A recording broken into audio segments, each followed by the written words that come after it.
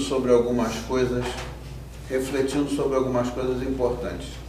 Toda vez que a gente passa por alguma transição na nossa vida, toda vez que alguma coisa tem que ser mudada, a gente fica pensando de como enfrentar essas transições e também diante das coisas que a gente vê nesse mundo. É um mundo que está em transição, mas não uma transição para melhor. É um mundo que a gente só ouve falar. Por exemplo, eu nunca tinha ouvido falar de incêndio lá em Portugal, e teve um grande incêndio lá, morreu gente, etc. Enfim, toda vez que a gente passa por uma transição, a gente, às vezes, ou muitas vezes, ou poucas vezes, a gente se sente ou com medo ou ameaçado das consequências que podem trazer. Por que razão? Essa foi a minha reflexão. Nós fomos criados para vivermos em paz. E qual é a razão por que a gente busca a estabilidade? Tem alguém aqui que gosta de viver em situação instável, situação de incerteza? Eu não creio que tenha nenhum ser humano que goste de viver em situação de instabilidade. Nós fomos criados para viver em paz e termos estabilidade. Mas o que acontece é que o que se passa aqui nesse mundo não tem nada a ver com paz e nem com estabilidade. Então, na verdade, depois eu estava pensando, ninguém nos prometeu que esse mundo aqui seria o lugar ideal. Eu tenho até uma sobrinha que mudou do Brasil lá para Nova Zelândia, está feliz lá, etc, etc, etc. Mas em qualquer lugar maravilhoso que você pensa que é o mundo, sempre vai ter alguma coisa que não é esperado em termos da nossa expectativa. Então, na verdade, nós só esperamos aquela paz definitiva no dia em que nós formos para a nossa morada final. O nosso destino final, lá é o único lugar onde está prometido que a gente vai ter paz, não vai ter dor mais, não vai ter lágrimas, nada disso. Então, eu estava pensando que é importante a gente pregar sobre uma palavra de fé, uma palavra que traga para a gente, não esperança, porque essa palavra esperança não é uma palavra que tem a ver com as promessas de Deus, mas uma palavra de fé. E eu vou pregar no Evangelho de João, capítulo 14, versículos 1 ao 18, né?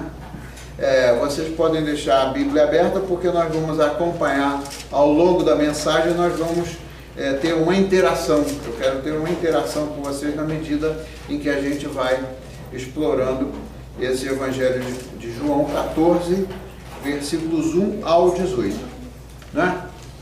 E eu vou pregar sobre a maneira pela qual o Senhor nos conforta, a maneira pela qual o Senhor nos conforta em momentos de medo e de dúvida, como Ele fez com os seus discípulos antes de voltar ao céu, né? Quando Ele anunciou especificamente de maneira mais clara, naquela noite em que teve a última celebração da Santa Ceia entre Ele e os discípulos, naquela noite em que Ele foi traído, naquela noite em que Ele foi direto ao ponto e explicou que estava deixando-os, naquela noite eles ficaram cheios, certamente, de incerteza, cheios de medo, né? Então, eles estavam desanimados. Por que razão? Porque Jesus foi muito claro. Jesus disse para eles que ia voltar para o Pai, mas Ele não os deixaria órfãos. Ele disse que iria voltar para o Pai, mas que naquele momento eles ainda não poderiam ir com Ele. Imagina, aqueles que o seguiram durante todo o ministério de Jesus aqui, que estavam acostumados com Ele, que sabia que Ele os protegia no meio da perseguição que havia naquela época, sobre o que eu preguei no domingo passado. E é o que acontece basicamente hoje, o assunto de perseguição, né? Naquele momento eles ficaram preocupados, mas Jesus então os confortou, os deu uma palavra de fé, um conforto, porque sabia que assim como hoje, eles estariam sujeitos às provações que os afligiram. Se a gente for ver como é que cada um dos apóstolos terminaram a vida deles, nós vamos ver que, de fato, a grande promessa não está para a felicidade ou a vitória ou o nome que a gente queira dar aqui na terra. A grande vitória e o final da nossa história e a paz e a glória está em outro lugar, que nós sabemos que é quando nós estaremos na casa do Pai. Então Jesus os confortou, porque eles estavam tristes, e toda vez que a gente está triste, toda vez que a gente está em dúvida, todas as vezes que a gente está deprimido, a gente deve seguir a fórmula que Jesus deu para os apóstolos, né? Então, por certo que Pedro, Filipe e Tomás ficaram pensando: como nós faremos sem a presença do nosso Senhor conosco? Como é que nós vamos viver no meio da perseguição? Como é que nós vamos sobreviver, na verdade, sem a presença do nosso Salvador? Certamente isso é o que passou pela mente deles. Então, Jesus tranquilizou os seus discípulos. Agora, então, eu vou ler o Evangelho de João, né, e vocês podem ir aí acompanhando, porque em determinados momentos eu vou fazer interação com vocês. Então, o que diz a palavra do Senhor nesse Evangelho? Assim diz a palavra: não se turbe o quê? Credes em quem? Deus. Crede também em mim, disse Jesus. Na casa do meu Pai há muitas o quê? Se não fosse assim, eu vou-lo teria dito, pois vou para quê? Preparar-vos um lugar. E se eu for e vos preparar um lugar, o que vai acontecer? Virei outra vez e vos levarei para mim mesmo, para que onde eu estiver, estejais quem? Vós também. Mesmo vós sabeis para onde vou e conheceis o caminho. Aí disse-lhe Tomé: Senhor, nós não sabemos para onde vais e como podemos saber o caminho? Aí Jesus respondeu. O que ele respondeu? Eu sou o caminho, a verdade e a vida. Ninguém vem ao Pai senão por mim. Se vós me conhecesseis a mim, também conheceríeis a meu Pai. E já desde agora o conheceis e o tendes visto. Então disse-lhe Filipe: Senhor, mostra-nos o Pai, o que nos basta. Disse-lhe Jesus: estou eu há tanto tempo convosco e não me tendes conhecido, Filipe? Quem me vê a mim, vê a quem? E como dizes tu: mostra-nos o Pai? Não crês tu, Filipe, que eu estou no Pai e que o Pai está em mim? As palavras que eu vos digo, não as digo de mim mesmo, mas o Pai que está em mim é quem faz as obras. Aí vem outra vez a mesma palavra que ele falou lá no versículo 1, para deixar bem claro. Crede-me que estou no Pai e o Pai em mim. Crede-me ao menos por causa das mesmas obras. Na verdade, eu vos digo o quê? Aquele que crê em mim também fará as obras que eu faço e as fará maiores do que estas, porque eu vou para meu Pai. E tudo o que? Quanto pedirdes em meu nome, o que? Eu o farei, para que o Pai seja glorificado em quem? No Filho. E aí, se pedirdes alguma coisa em nome de quem? Em meu nome, eu o farei. Se me amardes, o que vai acontecer? Guardareis os meus mandamentos. E eu rogarei ao Pai, e Ele vos dará o quê? Outro Consolador, para que fique convosco para sempre. O Espírito da verdade, que o mundo o quê? Não pode receber, porque não o vê, nem o conhece. Mas vós o quê? Vós o conheceis, porque habita convosco e estará em vós. Não vos deixarei o quê? Órfãos, voltarei para vós. Esta é a palavra do Senhor. Que promessas lindas, não? Isso faz a gente se sentir realmente muito privilegiado, povo privilegiado. Porque se o mundo não pode conhecer o Espírito da verdade como não conhece, não é? Nós o conhecemos porque no momento em que a gente recebe a Jesus Cristo como nosso Salvador, o Espírito Santo de Deus passa a viver em nós. Então nós o conhecemos porque toda vez que a gente está em aflição, a gente consegue o consolo e alcança a ajuda da parte do Espírito Santo que vive em nós, ele não está longe. Não é isso mesmo? Então isso aí é uma promessa extraordinária. Então, o que acontece na verdade? O que aconteceu com eles lá é que eles estavam com medo, eles estavam em dúvida, mas Jesus os confortou, e eu vou falar de que maneira que Jesus os confortou para a gente aprender a lição, ou reafirmar a lição que a gente já aprendeu, relembrar a lição, e aí a gente começar a viver em cima das promessas de Deus e não ficar afligido com as desgraças que existem nesse mundo, né? Porque esse mundo nunca foi o lugar ideal, como eu falei. Então a primeira coisa que Jesus falou para eles, primeira frase qual foi? Lá no versículo 1, não se turbe o vosso coração. Essa é a primeira coisa. Então quando a gente estiver aflito, primeira coisa que a gente deve falar na nossa conversa, na nossa oração, é o seguinte: Senhor, o Senhor disse para eu não ter o meu coração turbado, para eu não me afligir. Então, por favor, Senhor, me ajuda para que o meu coração não sofra dessas perturbações que todos os dias nos afetam. Então, mesmo diante daquela situação complicada que viviam os apóstolos, o que aconteceu? Jesus queria que os discípulos não vivessem preocupados. Ele não quer que a gente viva preocupado toda vez que a gente pensa negativamente. Porque vai acontecer isso, porque vai acontecer aquela outra desgraça, não faça isso porque senão vai... Não, a gente não pode usar essas palavras, porque as nossas palavras produzem um efeito, as nossas palavras negativas produzem um efeito no mundo espiritual que a gente não quer. Então toda vez que a gente abre a boca para falar coisa ruim, a gente está provocando o quê? Não está provocando coisa boa. Então, no meio dessa confusão, a gente tem a certeza de que existe um a quem a gente pode recorrer, como ele disse, que para os seus discípulos não se desesperarem. Então, quais são as promessas? Essas três promessas são o que eu vou me basear, são o que acho que eu vou me focar agora, né?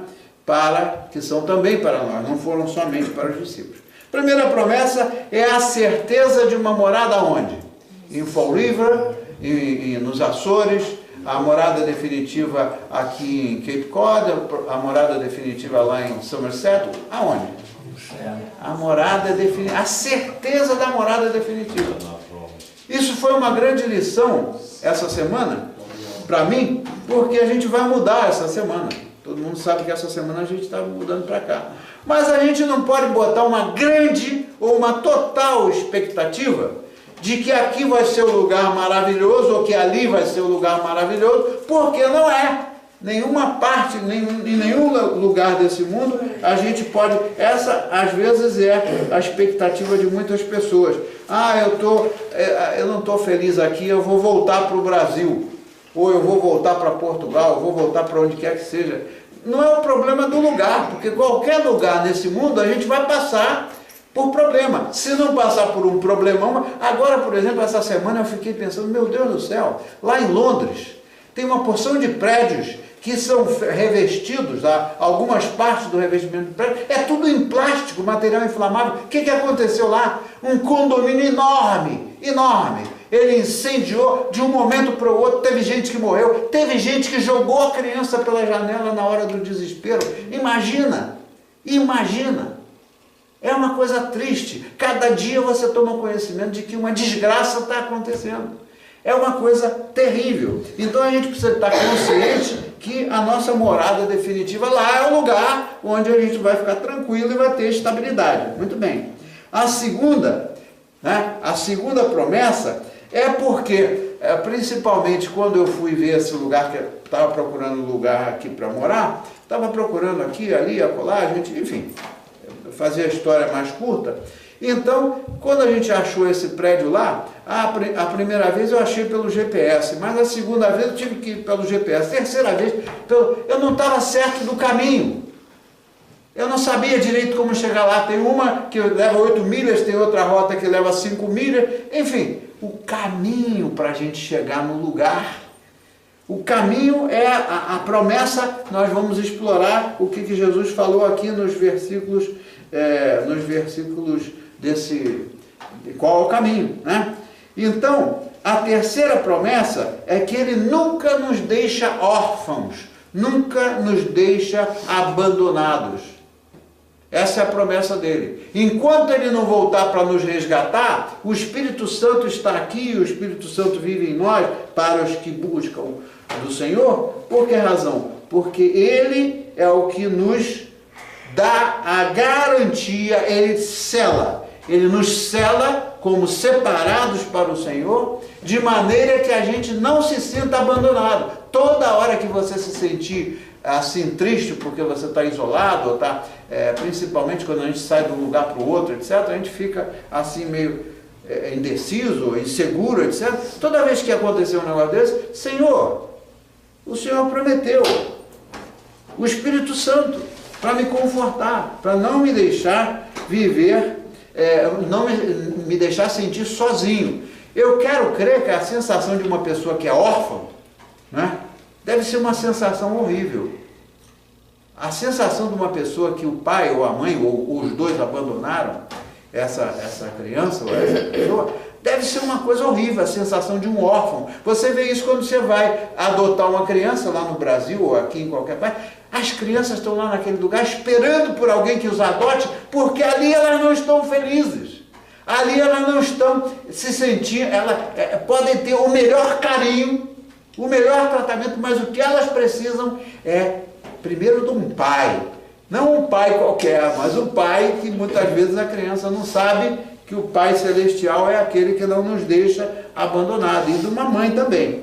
Então essas três promessas, a promessa do Espírito Santo, a promessa do caminho para chegar lá e a promessa da morada definitiva, é o que a gente tem como garantia da parte do Senhor.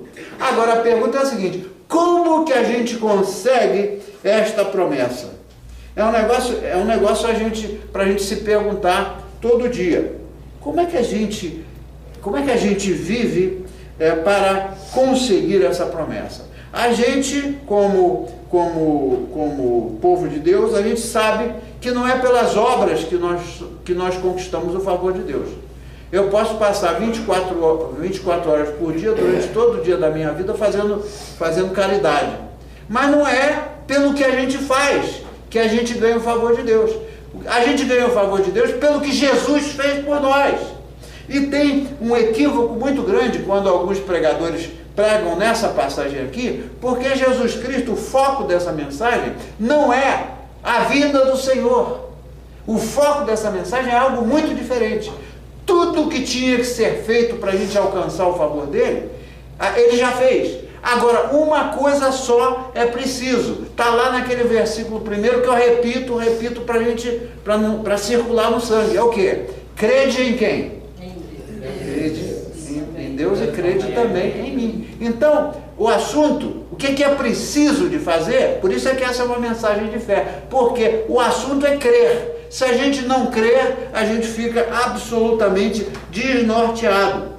Então, qual é a fórmula? Qual é a solução para a gente conseguir que aquelas promessas se tornem realidade na nossa vida? É a gente crer conforme ele disse que a gente cresce. E teve uma passagem interessante que aconteceu com Pedro. Todos nós sabemos daquela passagem que Pedro caminhou sobre as águas, se lembra? Então, eles estavam navegando e estavam ali no barco, etc. Daí a pouco Jesus apareceu sobre as águas, lá adiante, e então ele chamou Pedro, que chegasse até ele. Então Pedro não tinha ali aquele negócio que tem hoje, aqueles negócios que andam na água, flutuando e tal. Então o Pedro caminhou sobre as águas. E aquela passagem específica de Pedro caminhando sobre as águas, Jesus foi muito claro. Enquanto o Pedro saiu do barco e foi olhando para Jesus, não observou o vento que estava soprando, não observou que a onda estava forte. Enquanto ele estava focado em Jesus Cristo, ele foi numa boa. Agora ele sentiu medo em que momento? Em que ele desviou os olhos de Jesus e aí ele notou o que estava acontecendo. Isso é a realidade da vida. Toda vez que a gente passa por um problema e a gente fica prestando atenção no problema, em lugar da gente se focar em Jesus Cristo, a gente fica com medo e a gente fica desnorteado. Então, o receio de afundar, ou o risco de afundar, é exatamente a gente atravessar as ondas fortes da vida sem estar focado no Senhor Jesus Cristo. Então, a primeira promessa, né, é a da moradia definitiva. Se a gente não crer, se a gente não passar por todas as tempestades que a gente enfrenta nesse mundo, se a gente, ao caminhar pelas tempestades aqui, a gente não estiver focado em Cristo, né, como é que a gente vai imaginar de ultrapassar os nossos problemas? Então, a primeira promessa da morada é o que eu vou explorar aqui. A morada definitiva é o lugar onde a gente vai ter verdadeiramente paz, é o lugar onde está escrito que não terá dores, não terá lágrimas. Aquele é o lugar nosso definitivo.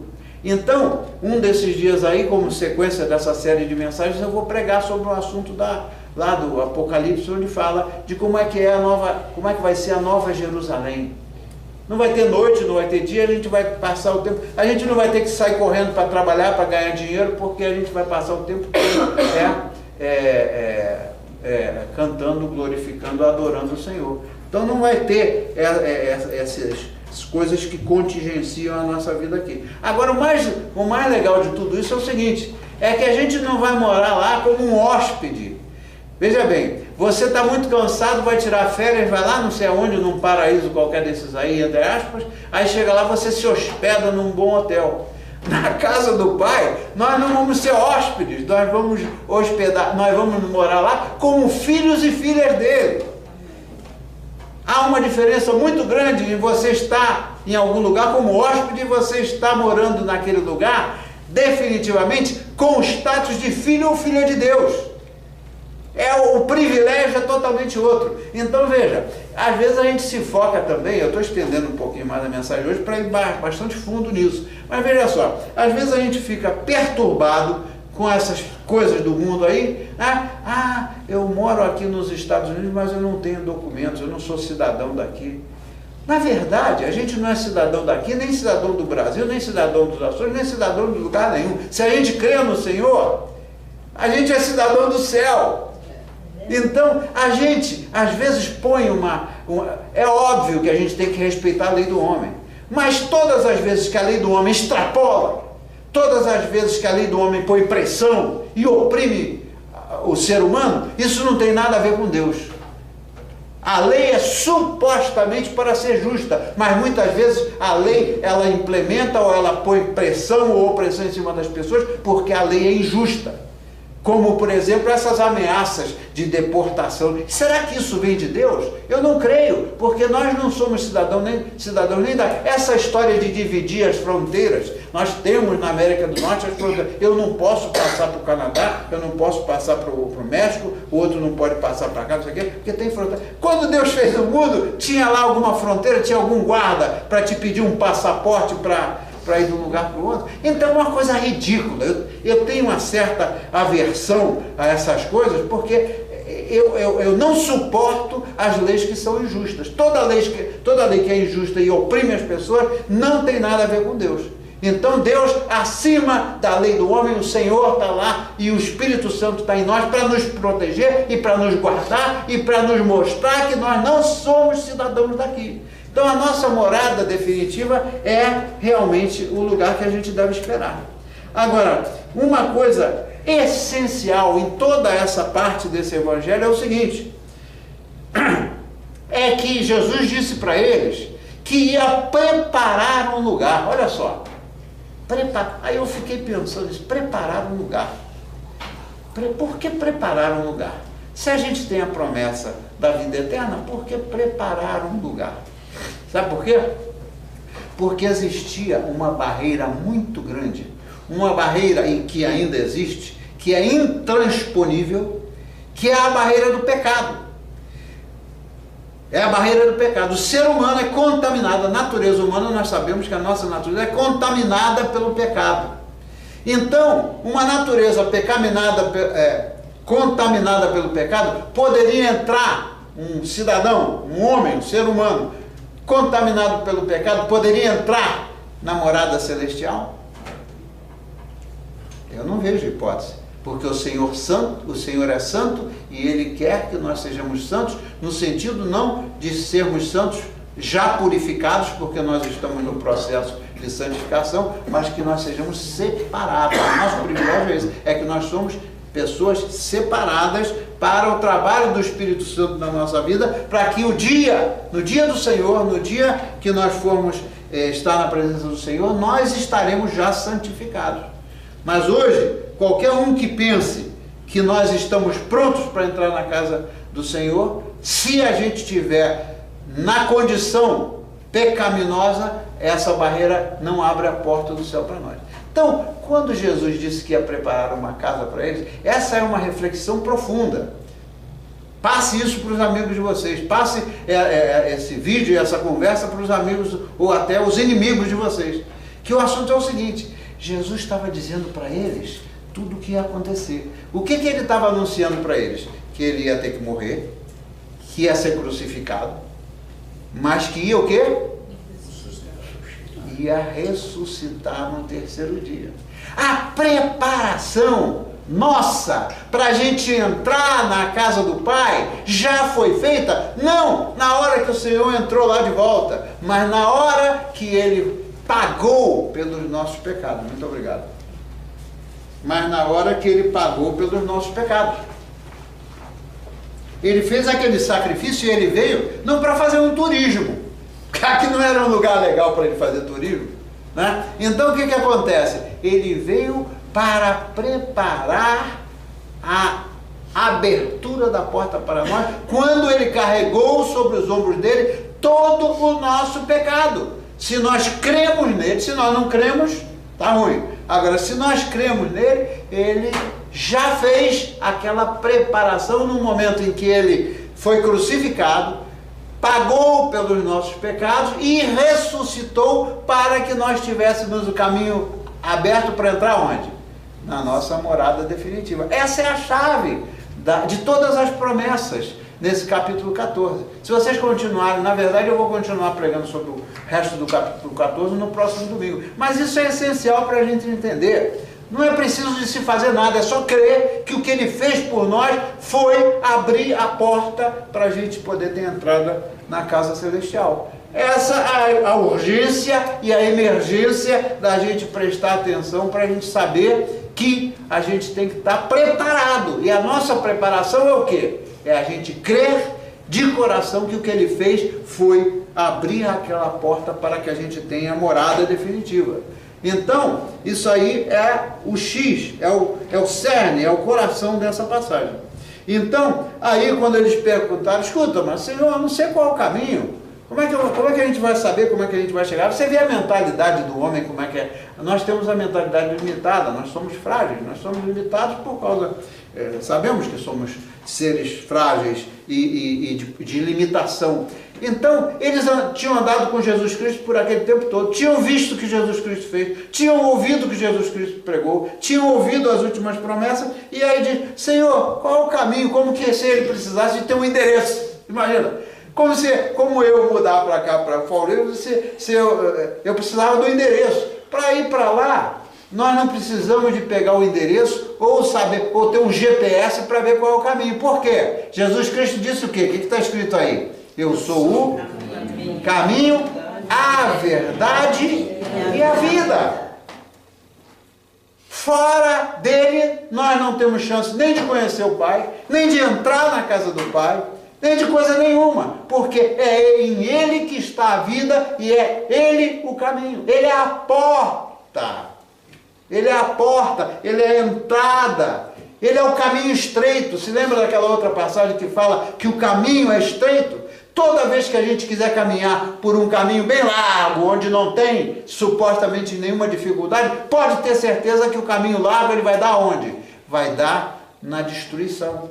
Porque o caminho para a gente entrar lá é estreito. E o caminho de Jesus é um caminho estreito porque não tem outra coisa a não ser crer. Poderia ter uma porção de outros requisitos, mas não tem por que razão. Porque o caminho é estreito. O Senhor não lida com enganação. Toda vez que a gente ora ao Senhor pedindo alguma coisa do nosso interesse que não tem a ver com as promessas de Deus, né? O que vai acontecer? Será que Ele vai fazer uma concessãozinha para nós? Porque o que está escrito é o que vale. O que Ele quer é o que está escrito. Toda vez que a gente quer manipular, esse é o problema do ser humano. A gente quer sempre... Eu já falei isso, mas vou falar isso outra vez, porque tem gente aqui que não ouviu falar isso naquela vez. Né? Teve uma vez que eu estava orando, há muitos anos atrás, estava ajoelhado, orando, não sei o quê, e não me lembro nem o que eu estava pedindo, mas veio na minha mente clarinho: você está sendo sincero comigo? Veja só, o Espírito Santo me tocou naquela hora, veio claro na minha mente, eu não ouvi vozes, nada disso, mas você está sendo sincero comigo? A minha oração era uma oração focada em quê? Naquilo que eu queria e não naquilo que Deus queria para mim.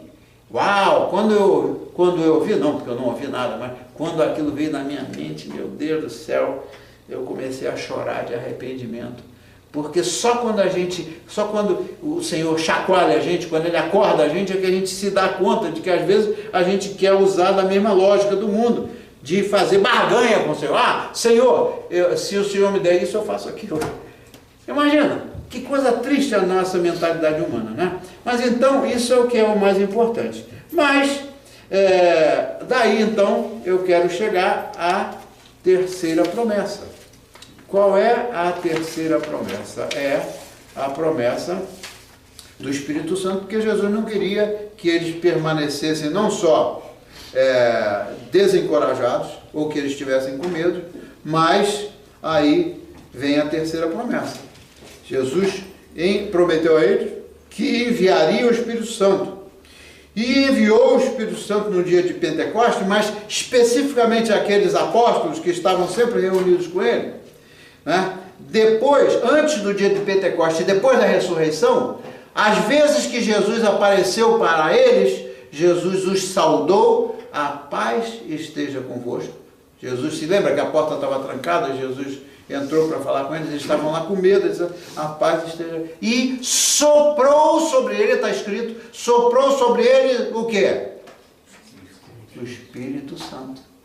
Na verdade, eles foram muito privilegiados, porque para que o Espírito Santo abrisse a mente deles, para entender que aquilo que tinha sido prometido era verdade, e que ele tinha ressuscitado, ele não estava mais lá no túmulo. Quando ele se apresentou entre os apóstolos, ele não só passou a paz sobre eles, soprou o Espírito de Deus sobre ele, comeu com eles, etc, etc, depois da ressurreição. Então, a porta já estava aberta a partir do momento do sacrifício e da ressurreição, para que a promessa da vida eterna e a promessa do Espírito Santo fosse o selo. Qual é o papel do Espírito Santo na nossa vida? Primeiro, ele confirma as promessas de Deus. Segundo, ele certifica que aquilo que foi prometido vai acontecer. E em terceiro lugar, o que é mais lindo, ele nos cela.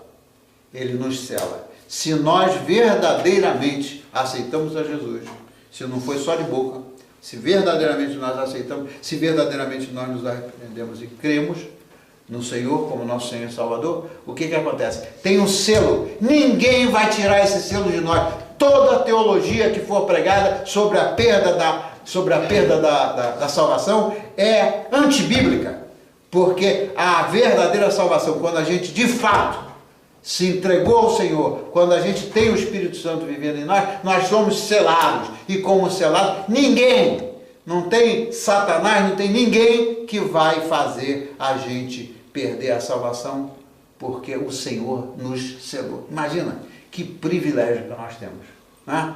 Então, basta ver que todas as coisas que são feitas como que uma coisa que vai contra a lei de Deus, que nós praticamos, o Espírito Santo dá um toquezinho na gente e a gente tem a chance de se arrepender e está tudo bem. Porque ele já pagou, ele já fez todo o sacrifício que era preciso. Então, qual é o nosso privilégio? Dá uma olhada lá no versículo 17, o que diz? Qual é o nosso privilégio? O que diz o versículo 17? O Espírito da verdade que o mundo não pode receber, porque não o vê nem o conhece. Mas vós o quê? Vós o conheceis. Mas vós o conheceis por quê? Habita convosco. Porque habita convosco e estará em vós. Este é o nosso maior privilégio. É conhecer o Espírito Santo de Deus, que nos consola, que nos redime. Agora tem uma coisa interessante que a gente não pode esquecer. Vamos ver lá o que diz o versículo 16. Isso a gente não pode esquecer. O que diz o 16? Diz ali. É o 15 e o 16. É o 15 e o 16. Se me amardes, o que tem que fazer? Se me amardes, guardareis os meus mandamentos. E o que vai acontecer? Eu rogarei ao Pai, e Ele vos dará outro Consolador, para que fique convosco para sempre. Então, obediência é o resultado do amor. Se a gente diz que ama o Senhor e desobedece, que tipo de amor é esse?